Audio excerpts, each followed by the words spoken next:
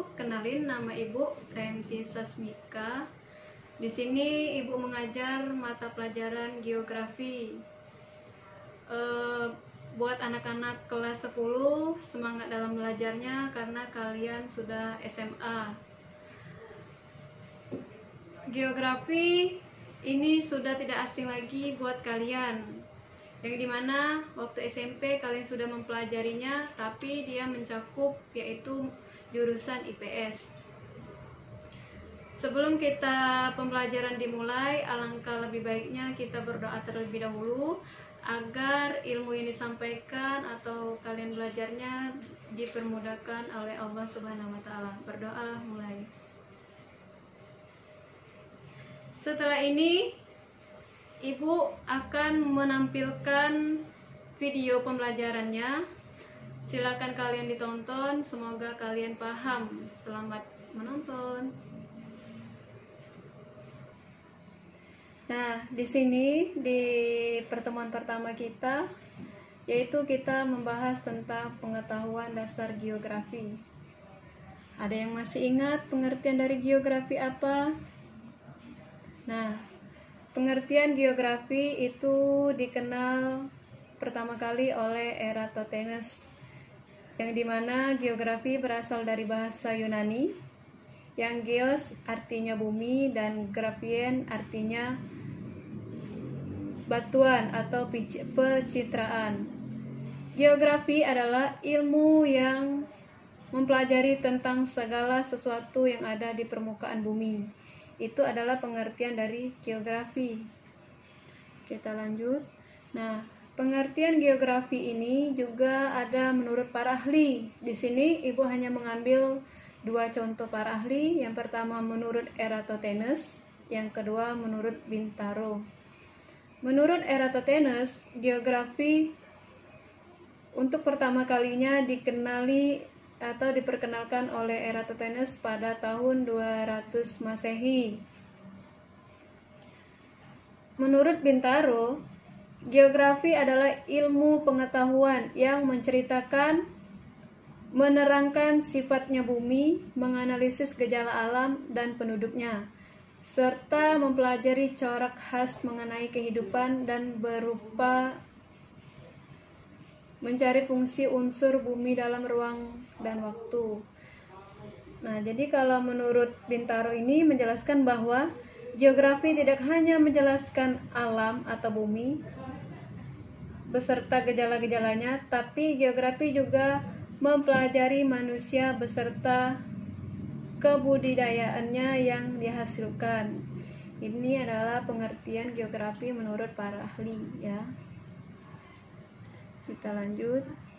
Nah, dalam geografi ini juga dikaji oleh objek studi geografi. Yang pertama itu objek material, berupa yang terjadi di muka bumi atau fenomena geosfer, baik yang bersifat alami maupun yang bersifat sosial budaya, yang berhubungan dengan keruangan atau region.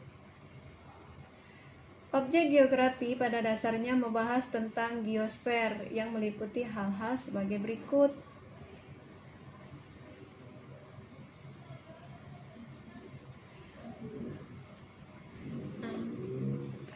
Yaitu yang pertama itu geosfer dilihat dari segi atmosfer, hidrosfer, biosfer, antroposfer, dan litosfer.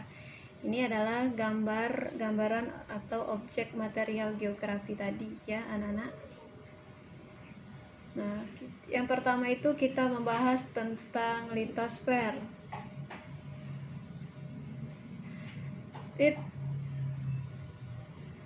Litosfer adalah kerak bumi paling luar yang terjadi di batuan dan tanah. Litosfer berasal dari bahasa Yunani, yaitu litos artinya batuan dan sfera berarti bulatan. Secara harfiahnya, litosfer artinya lapisan batuan. Ini adalah pengertian litosfer. Kita lanjut. Litosfer ini tersusun dari berupa jenis batuan atau mineral. Ketebalannya itu sekitar 50-100 km. Sekarang kita lanjut ke hidrosfer. Hidrosfer berasal dari kata hidros artinya air dan sfera artinya bulatan. Hidrosfer adalah lapisan air yang mengisi permukaan bumi meliputi air tanah, rawa, sungai, danau, dan air laut. Air tersendiri merupakan komponen alam yang sangat penting bagi kehidupan di bumi. Nah, hidrosfer itu sendiri merupakan lapisan air yang ada di permukaan bumi ya anak-anak ya. Contohnya tadi bisa kalian lihat di depan itu ada tanah, rawa, sungai, air laut. Nah, ini adalah dia mencakup ke hidrosfer atau komponen hidrosfer. Hidrosfer ini juga mengalami beberapa gejala.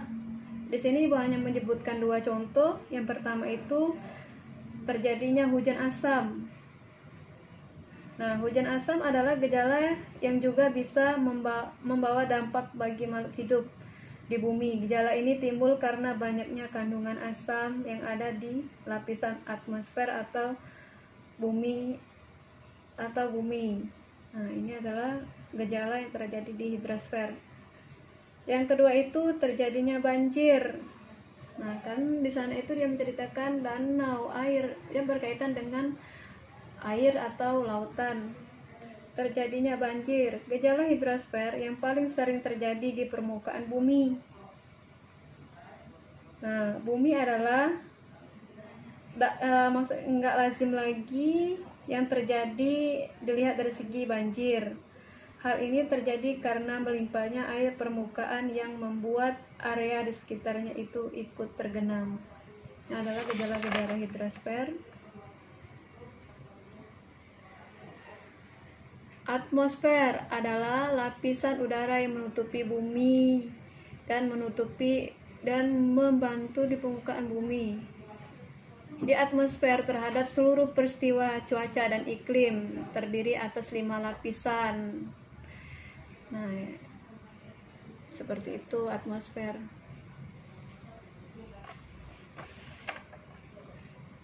Lanjut ke antroposfer. Antroposfer adalah kelompok manusia dengan segala aktivitas di kehidupan permukaan bumi.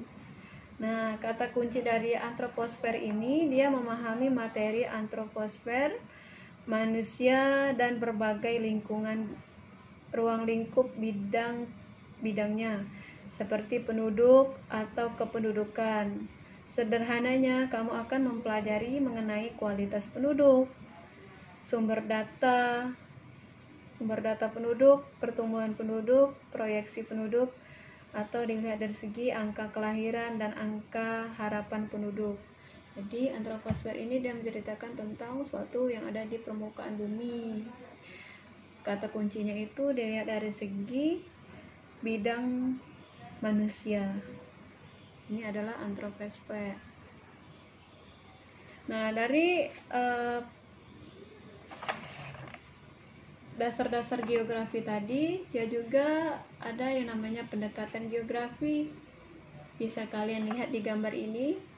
Pendekatan geografi itu ada 3, ya. Pendekatan keruangan, pendekatan lingkungan, pendekatan kewilayahan. Apa sih pengertian dari pendekatan keruangan? Yuk kita bahas.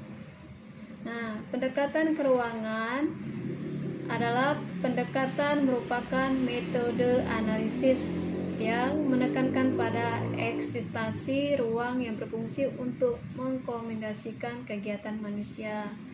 Ya, lebih ke mengarah kegiatan manusia atau analisis menekankan eksistensinya.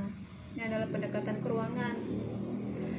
Yang kedua itu adalah pendekatan kelingkungan atau ekologis. Pendekatan ekologi atau kelingkungan merupakan cara pandang atau fenomena geosfer yang berada di suatu wilayah dengan menerapkan konsep ekosistem. Ini adalah pendekatan kelingkungan. Bisa lihat dari segi suatu wilayah atau pandangan fenomenanya. Yang ketiga itu pendekatan kompleks wilayah atau region complex approach. Nah, pendekatan kompleks wilayah merupakan cara analisis suatu gejala dengan melihat kondisi beberapa ruang yang terkait sebagai tempat terjadinya persebaran suatu gejala.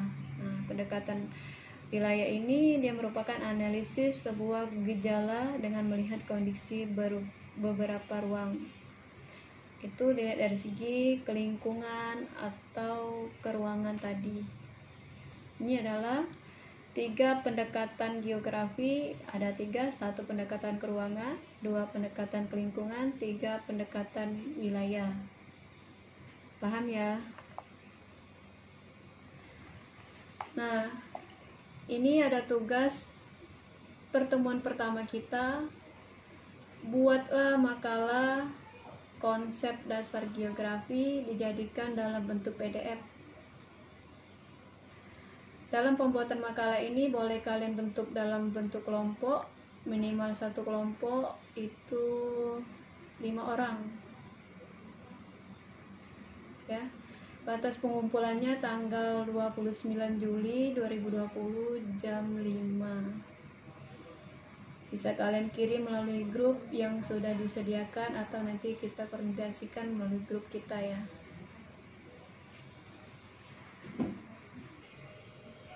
Mungkin hanya itu yang dapat Ibu sampaikan untuk pertemuan kita pertama hari ini.